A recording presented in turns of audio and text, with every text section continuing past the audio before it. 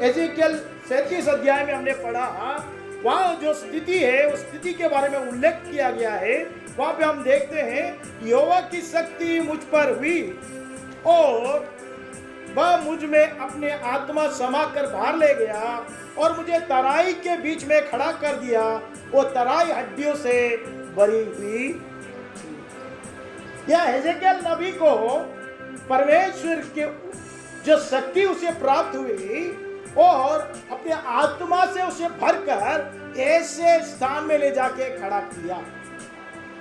आप और मैं ऐसा स्थान जाने के लिए सोचते, संकोच करते, क्योंकि कौन सा स्थान है वो? तराई की हड्डियों से भरी हुई स्थान। कोई हमारे प्रियजन प्रभु में सो जाते हैं तभी हम जाते हैं, लेकिन अन्यथा हम लोग नहीं जाते ऐसे स्थानों में।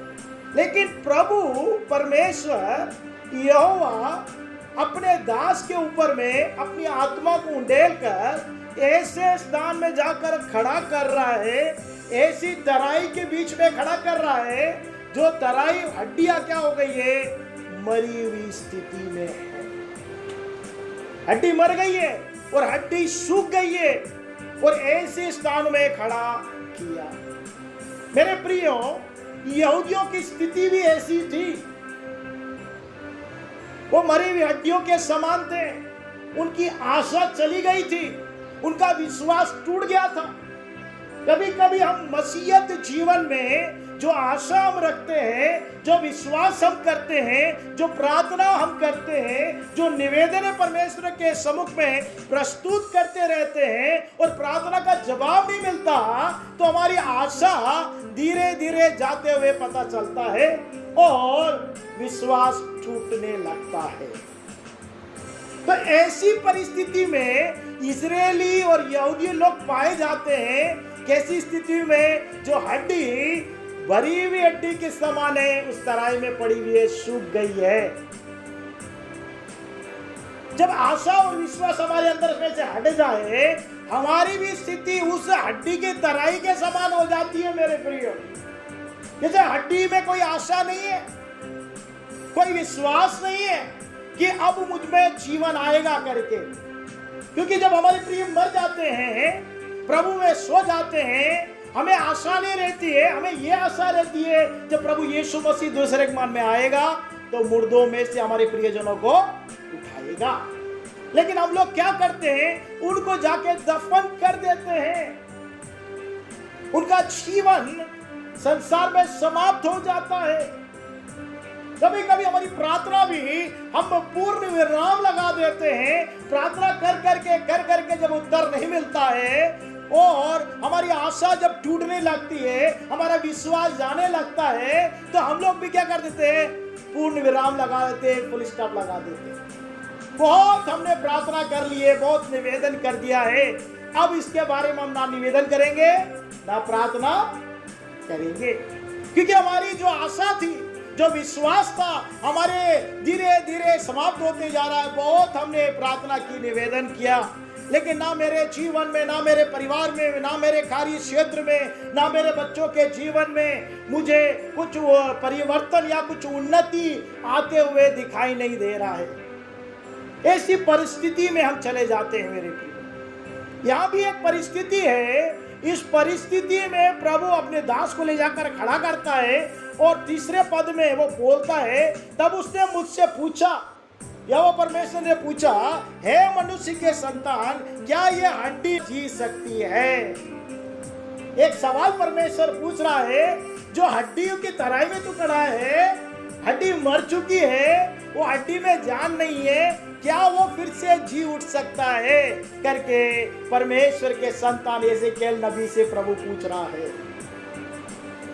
जो प्रार्थना आप और मैं करते हैं, जो निवेदन आप और मैं करते हैं, वो हड्डियों के समान हो जाती है और हम लोग सोचते हैं कि अब इसके लिए प्रार्थना करना व्यर्थ है, इसके लिए निवेदन करना व्यर्थ है करके आप पूर्ण विराम लगा देते हैं। तो परमेश्वर आके पूछता है, क्या जो तुमने प्रार्थना किया है, मरी हुई अवस्था हो गई है, क्या वो फिर से पुनर्जीवित होगा कि नहीं होगा?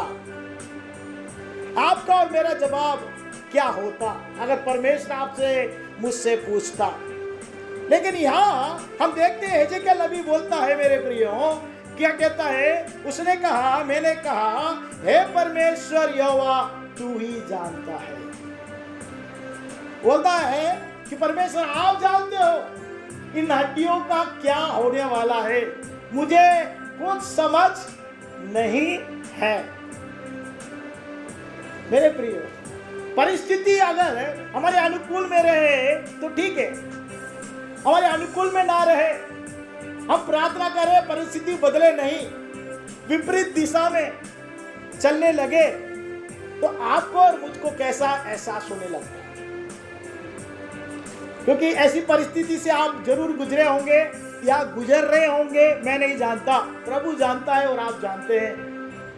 लेकिन ऐसी परिस्थिति में आपका उत्तर क्या रहेगा परमेश्वर के पास? आप बोलेंगे प्रभु आप तो हमारी प्रार्थना सुनते ही नहीं है।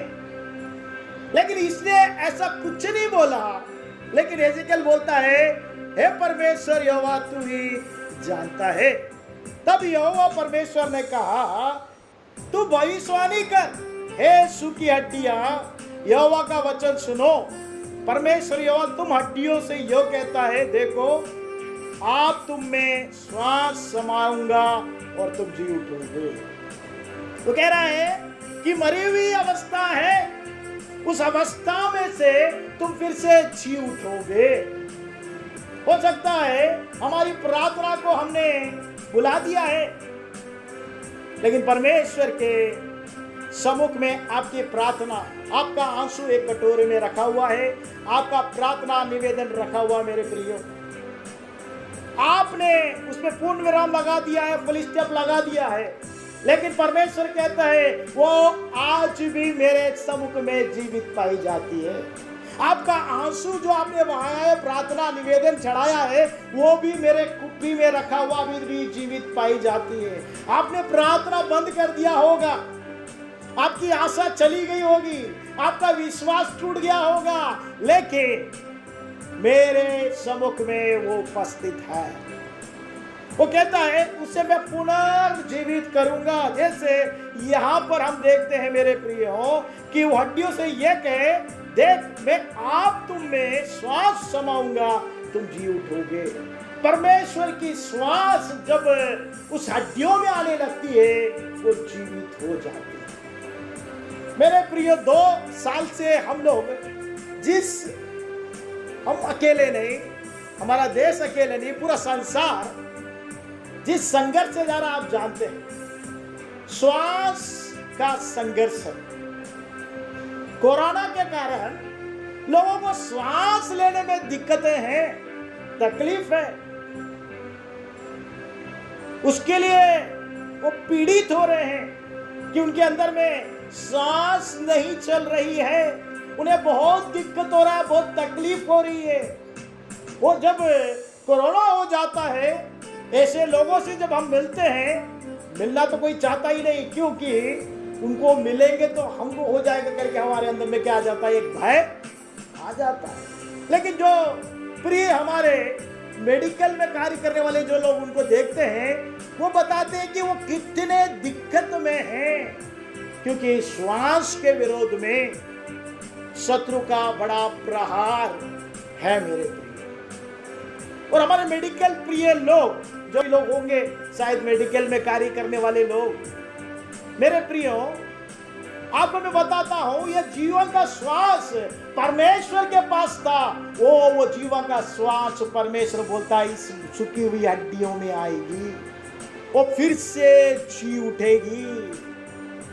जो मरी हुई हड्डी है, जिसमें कोई जीवन नहीं है, हम उत्पत्ति 2 अध्याय के 7वें पद में जब हम पढ़ते हैं, पहला मानव को परमेश्वर ने बनाया, वहां पे हम देखते हैं, तब यहोवा परमेश्वर ने आदम को भूमि की मिट्टी से रचा, उसके नथनों में जीवन का श्वास फूंक दिया। जीवन का श्वास किसके अंदर फूंका? आदम के अंदर में फूंका, तो क्या हो गया? आदम जीवित प्राणी बन गया। जो मिट्टी का पुतला था वो क्या बन गया? जीवित प्राणी बन गया। मेरे इस तरह का जो जीवन का श्वास है जब फूका जाता है तो वो जीवित प्राणी बन जाता है, वैसे ही यहोवा परमेश्वर यहाँ कहता है जब मेरा श्वास उस पर आएगा हड्डियां फिर से पुनर्जीवित हो जाएगी। और रचित सुसमाचार में हमने पढ़ा कि यीशु मसीह ने जो 4 दिन तक मरा हुआ था लाजरस मर गया था, जिसमें जीवन का श्वास नहीं था, हमने पढ़ा अभी। और वहां पर हम देखते हैं कि यीशु मसीह ने कहा यदि तुम विश्वास करोगी तो परमेश्वर की महिमा को देखोगी। आपको और मुझको हर परिस्थिति में परमेश्वर पर विश्वास करना है। मरी हुई अवस्था में भी विश्वास करना प्रभु यीशु मसीह सिखाता है। आपको और मुझको प्रभु आशा और विश्वास देता है कि आप मरी हुई अवस्था, हो सकता है आपका विश्वास मरने वाला हो, मर गया हो, या आपकी आशा टूट गई हो, लेकिन उस समय भी आप प्रभु परमेश्वर पर विश्वास करना है। जब आप परमेश्वर पर विश्वास करेंगे तो यहाँ पर कलाम कहता है कि यदि तू विश्वास करेगी तो परमेश्वर की क्या देखेगी? महिमा देखेगी। आप और मैं परमेश्वर का महिमा देखना है तो आपको और मुझको क्या करना पड़ेगा? विश्वास करना पड़ेगा। विश्वास नहीं है, लेकिन फिर भी आपको और मुझको क्या करना पड़ेगा? अपने ऊपर विश्वास नहीं, परमेश्वर के ऊपर विश्वास करना पड़ेगा। जब विश्वास किया तो वहां हम देखते हैं मेरे प्रियो 43 वर्ष में यीशु मसीह ने कहकर बड़े सबसे पुकारा, हे लाजरस निकल आ।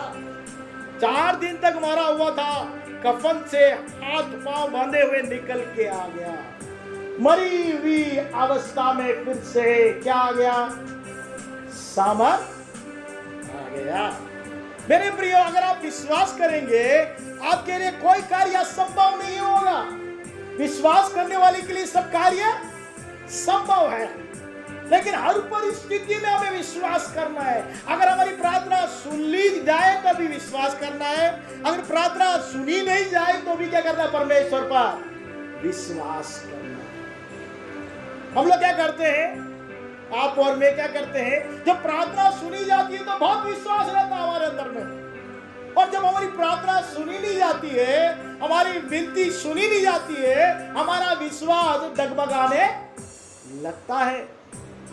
लेकिन प्रभु परमेश्वर कहता है आप किसी भी परिस्थिति में क्यों ना हो, चाहे आप अस्पताल में भर्ती हो, चाहे आप बीमारी से जूझ रहे हो, या आर्थिक स्थिति से जूझ रहे हो, या आपके परिवार में कुछ अलग प्रकार का समस्या हो, या शत्रु के द्वारा कुछ समस्या हो, या मनुष्य के द्वारा कुछ समस्या हो, कैसी भी परिस्थिति में आप क्यों ना हो, लेकिन आप प्रभु परमेश्वर पर विश्वास करना। आप जब विश्वास करेंगे तो परमेश्वर की महिमा आपके जीवन में, आपके परिवार में, आपके कार्य क्षेत्र में, आपकी सेवा में आप देख पाएंगे। क्योंकि हमारे विश्वास के विरोध में ही युद्ध होता है मेरे प्रियो। शैतान चोरी करने, घात करने, नष्ट करने आता है। क्या चोरी करने आता है? क्या आपका सोना चांदी चोरी करने आएगा? नहीं। आपका धन संपत्ति चुराने आएगा? नहीं।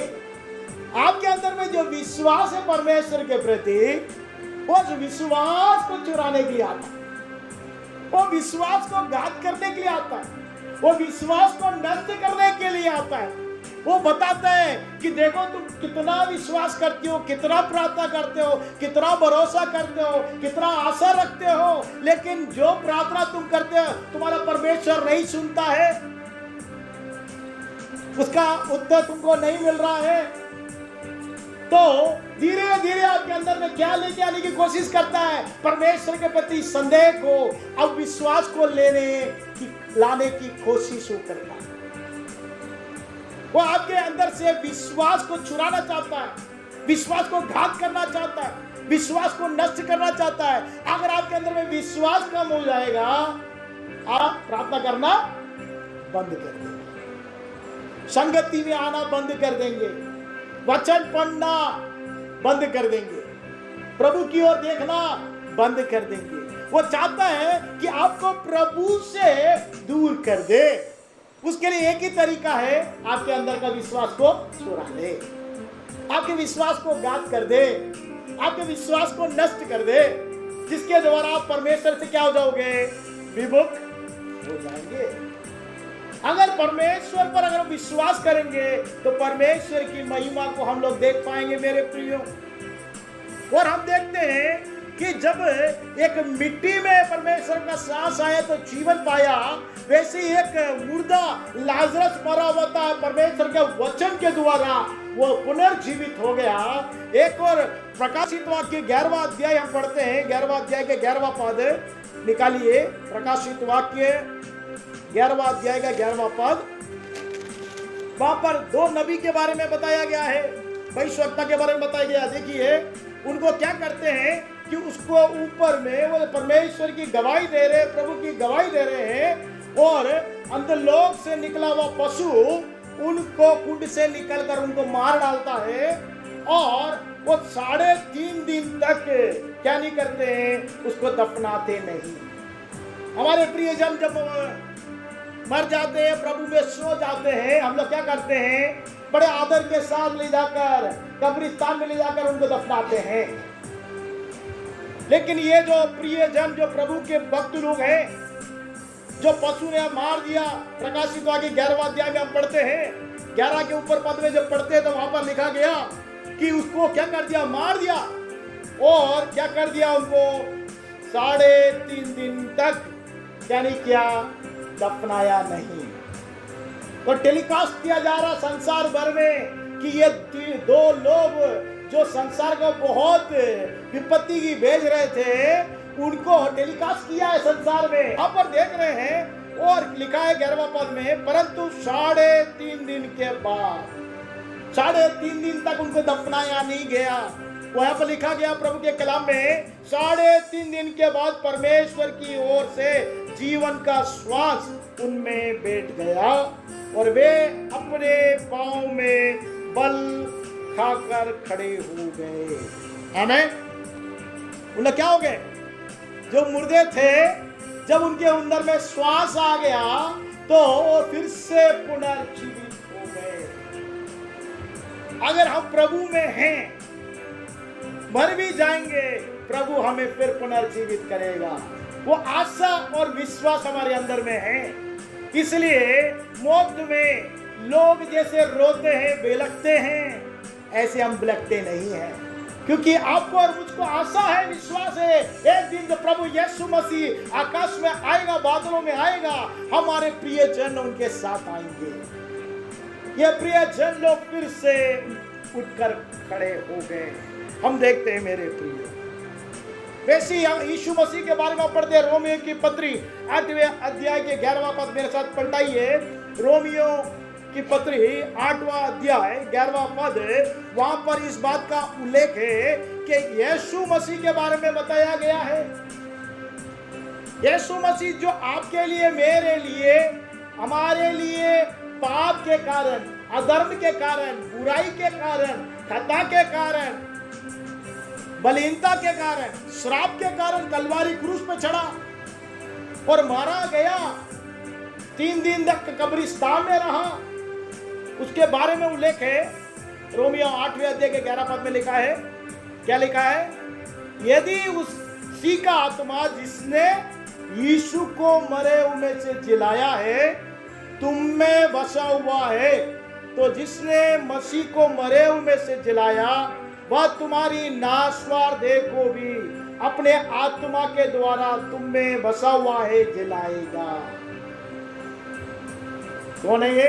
परमेश्वर का आत्मा, पवित्र आत्मा। जो यीशु मसीह मर गया उसको उसने क्या कर दिया? जिला दिया। वही परमेश्वर का आत्मा, पवित्र आत्मा आपके और मेरे अंदर में रहेगा तो हमें भी क्या करेगा? जिला देगा। कितना बड़ा आशा, एक विश्वास आपको मुझको परमेश्वर ने दिया है। हम मरेंगे नहीं, लेकिन एक दिन प्रभु में एक साथ होंगे। यह आशा, यह विश्वास किसी के पास नहीं। जो यीशु मसीह पर विश्वास करते हैं उनको वो आशा है, उनको वो विश्वास है। यहाँ पर हम देखते हैं कि यहूदियों लोगों का भी आशा टूट गया था। एजेकियल नबी को परमेश्वर कह रहा है कि तुम्हारी आशा टूट गई है, ऐसी आशा हो गई तुम्हारी जैसे मरी हुई हड्डियों तराई है, वैसे आशा हो गई हड्डियों के समान। लेकिन उन हड्डियों में भी मैं जीवन का श्वास फूकने की सामर्थ्य रखता हूं।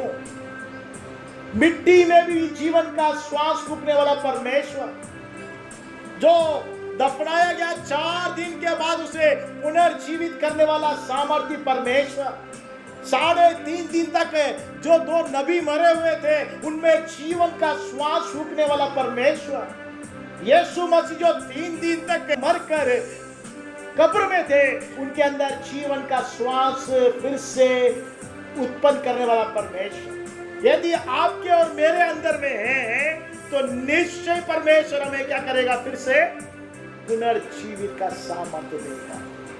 ये आशा और ये विश्वास कभी आपके अंदर से नहीं जाना चाहिए मेरे प्रियो। वो आशा परमेश्वर ने विश्वास आपको मेरे को इसलिए दिया है कि आप और मैं भी परमेश्वर की उस आत्मा के द्वारा हम फिर से पुनर्जीवित हो सके। लूका रचित सुसमाचार 11वां अध्याय के 13वां पद में हम पढ़ते हैं, मेरे साथ पलटाइए। लूका रचित सुसमाचार 11वां अध्याय और 13वां पद। अतः जब तुम बुरे होकर अपने बच्चों को अच्छी वस्तु देना जानते हो, आप और मैं, बाइबल का कलाम कहता है बुरे लोग हैं, लेकिन अपने बच्चों के लिए क्या करते हैं, अच्छी वस्तु देना जानते हैं। कोई भी माँ बाप अपने बच्चों को बुरी वस्तु नहीं देते। आप और मैं प्रयास करते हैं कि अपने बच्चों को अच्छी वस्तु दें, लेकिन प्रभु का कलाम कहता है मेरे प्रियो यहाँ पर कि बच्चों को अच्छी वस्तु देना जानते हैं तो स्वर्गीय पिता अपने मांगने वालों को पवित्र आत्मा क्यों ना देगा। अगर आप पवित्र आत्मा की सामर्थ मांगते हैं तो परमेश्वर वो पवित्र आत्मा का सामर्थ आपको देगा, जो यीशु मसीह को पुनर्जीवित कर दिया, जिसने 2 नबियों को फिर से पुनर्जीवित कर दिया, जिसने मिट्टी के पुतले में जान को फूंक दिया, जिसने मुर्दों में जान को फूंक दिया, हड्डियों में जीवन को फूंक दिया, वो सामर्थ्य परमेश्वर की आत्मा में पाई जाती है, पवित्र आत्मा में पाई जाती है। और आप और मैं उस पवित्र आत्मा को पाना है, उसका जिज्ञासा करना चाहिए, उसकी आशा करना चाहिए, उसका विश्वास करना चाहिए। वो जिज्ञासा करने वाले, आशा करने वाले, विनती करने वाले को परमेश्वर अपनी आत्मा देता है। फिर से हमें मुर्दों में से जिलाने की जो सामर्थ्य परमेश्वर की आत्मा में पाई जाती है। आपकी और मेरी आत्मा अगर मर भी जाएगी, उसे पुनर्जीवन देने की सामर्थ्य परमेश्वर की आत्मा में है। उस पर हमारा भरोसा, उस पर हमारा फोकस होना चाहिए मेरे प्रियो। वो हमें फिर से पुनर्जीवित करेगा, वो सामर्थ्य को देगा। वो सामर्थ्य हमें मिलना चाहिए। हम सामर्थ्य के साथ इस संसार में जय के साथ जीने के लिए परमेश्वर की आत्मा की सामर्थ्य की जरूरत है। के काम 10वें अध्याय 38 पद हम निकाल लेंगे। प्रेरित के काम एक जन पढ़िए। प्रेरित के काम 10वां अध्याय 38 पद।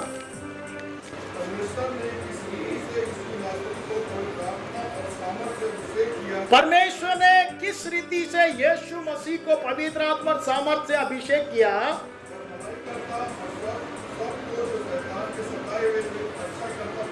ओ भलाई करता और सबको जो शैतान के सताए थे अच्छा करता हुआ फिरा, क्योंकि परमेश्वर उसके साथ था। आपके साथ, मेरे साथ परमेश्वर रहना है। परमेश्वर की आत्मा आपके अंदर, मेरे अंदर रहना चाहिए।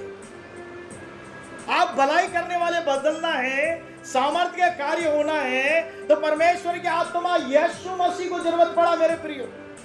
प्रेरितों में हमने पढ़ा भी 10वें अध्याय के 38 में पतरस उपदेश में कहता है कि परमेश्वर ने यीशु नासिर को पवित्र आत्मा की सामर्थ्य से, यीशु मसीह परमेश्वर का पुत्र है, लेकिन उसको पवित्र आत्मा चाहिए था।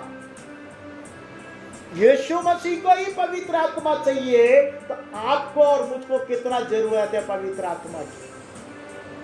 यीशु मसीह को सामर्थ की आवश्यकता थी, तो आपको और मुझको कितना अधिक आवश्यकता है, सामर्थ होना चाहिए। यीशु मसीह को अभिषेक की जरूरत थी, तो आपको और मुझको कितना अभिषेक का जरूरत है। अभिषेक भी चाहिए, सामर्थ भी चाहिए, पवित्र आत्मा का वरदान भी चाहिए, तभी वो भलाई करते हुए फिरा, दुष्ट आत्माओं से पीड़ित लोगों को छुटकारा दिया। आप और मैं दुष्ट आत्मा में, हमारे प्रियजन पीड़ित हैं, उनको कैसे छुटकारा दे सकते हैं? अगर आप में परमेश्वर की आत्मा रहेगी, सामर्थ रहेगा, अभिषेक रहेगा, परमेश्वर आपके साथ रहेगा, आपको डर नहीं लगेगा।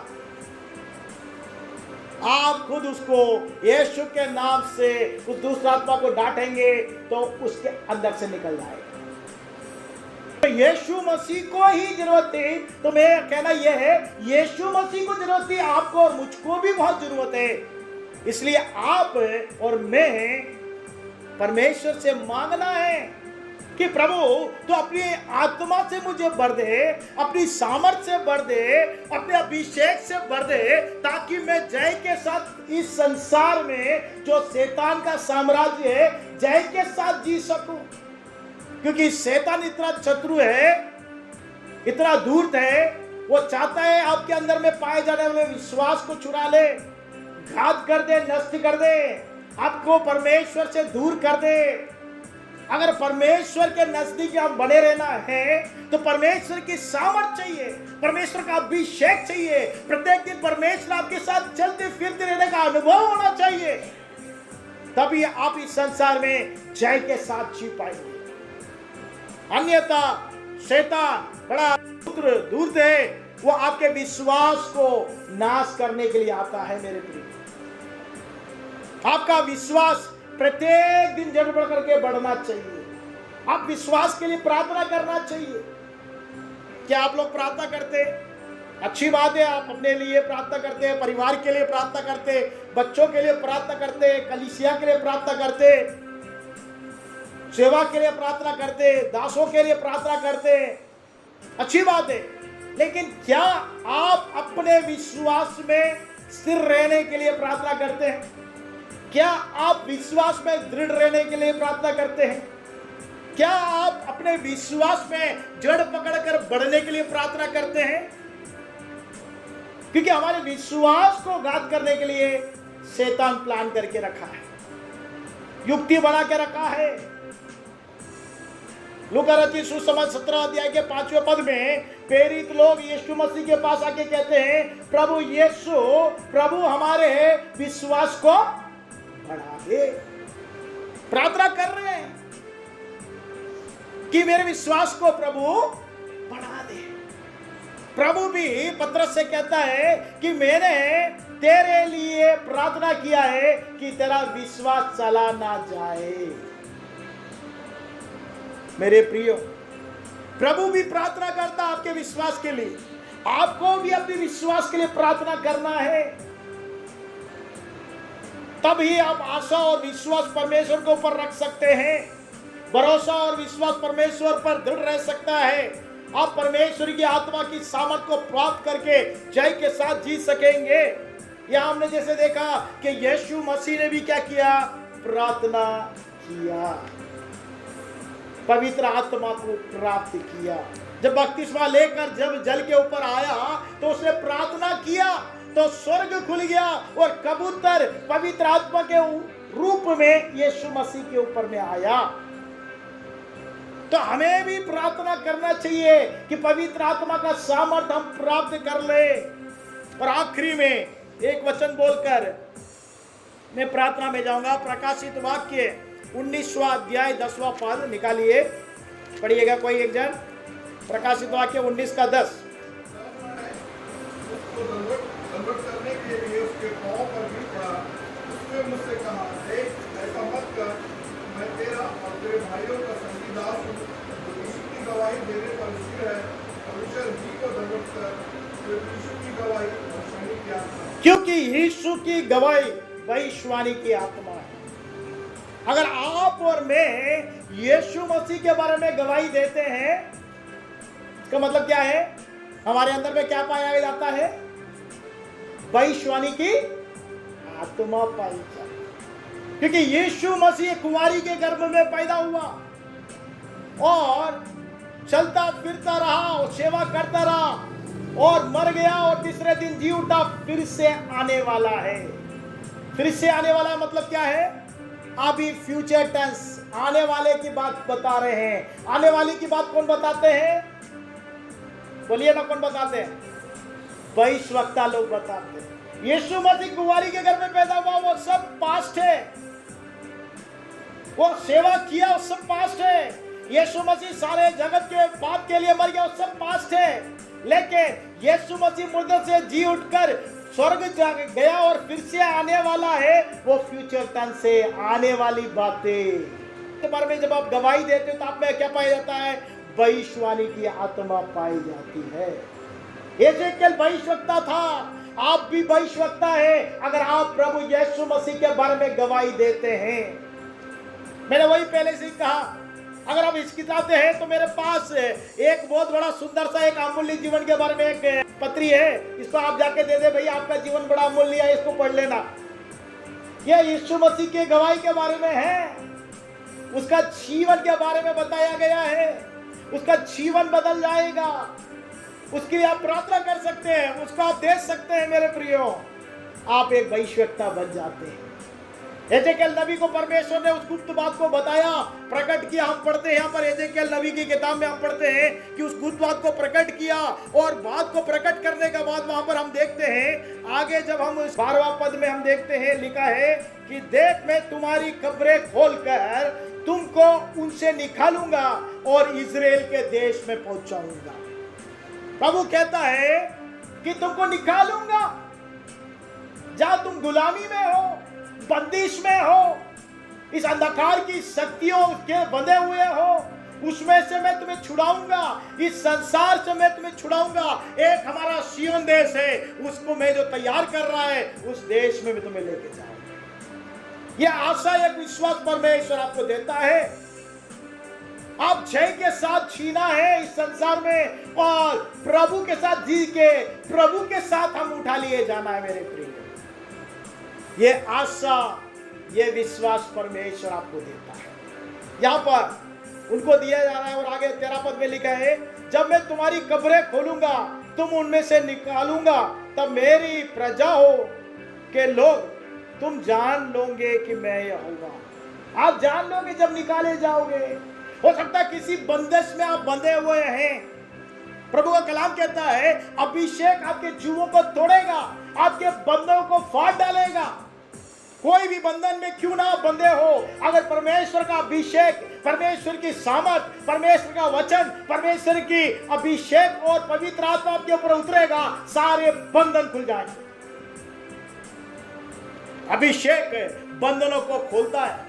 अभिषेक आपके गर्दन में पड़े हुए जुओं को तोड़ता है। मौत का एक जुआ है, बीमारी का एक जुआ है, आर्थिक हीनता का एक जुआ है, कंगाली का एक जुआ है। वो सब आपके जो जुआ के रूप में पड़ा है, जो आपको निराश हताश कर रहा है, आशाहीन कर रहा है, उस सारे बंधनों को परमेश्वर तोड़ने में सामर्थ्य है। बस आपको भरोसा करना, अपने परमेश्वर पर विश्वास करना है कि वो सारे बंधन को तोड़ने में सामर्थ्य रखता है। लिखा है मैं तुम में अपना आत्मा समाऊंगा और तुम जियोगे। 14 पद लिखा है मैं तुम पर अपना आत्मा समाऊंगा और तुम क्या हो जाओगे? जियोगे। आप और मैं फिर से जिएंगे। मेरे प्रियो, एक आशा, एक भरोसा परमेश्वर आपको और मुझको देता है। तुमको तुम्हारे निज देश में बसाऊंगा, तब तुम जान लोगे कि मुझ यहोवा ही ने कहा और यहोवा ही का यह वाणी है। परमेश्वर का यह वाणी है। मेरे प्रिय, तो आइए अपने स्थानों में खड़े होकर उसकी उपस्थिति में आकर प्रभु से कहें, प्रभु मेरे विश्वास को, मेरे भरोसा को और बढ़ाइए।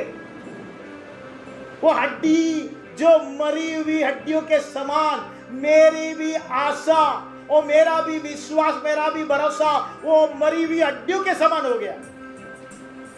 आज मेरे प्रभु परमेश्वर आपके इस पवित्र स्थान में, आपके उपस्थिति में हम खड़े होते हैं, हमारे सारे बंधने खुलना चाहिए। मेरे प्रियो, आप जानते हो किस परिस्थिति में आप हैं। मैं नहीं जानता, लेकिन आप जानते हैं, परमेश्वर की आत्मा जानता है आप किस बंधनों से बंधे हो, किस परिस्थिति में हैं, किस तकलीफ में हैं, किस कष्ट में हैं, किस दिक्कत में हैं, किस जीवों के नीचे हैं, किस बंधनों में फंसे हुए हैं, किस अंधकार की शक्ति ने आपको बांध के रखा है। वो आज प्रभु परमेश्वर उस बंधन को तोड़ेगा, आपको छुटकारा देगा, क्योंकि प्रभु का आत्मा सामर्थ अभिषेक बंधनों को खोलता है, आपको आजाद करता है। मृत्यु का जो भय एक बंधन के रूप में आपको हो सकता है बांध के रखा हो, वो बंधनों को परमेश्वर खोलने का सामर्थ्य है। आपकी बीमारी, आपकी बलिता एक डर और भय को लेकर आके आपको बांध के रखा है, उस बंधनों को परमेश्वर की आत्मा खोलने में सामर्थ्य है। वो आपके बंधनों को खोलेगा।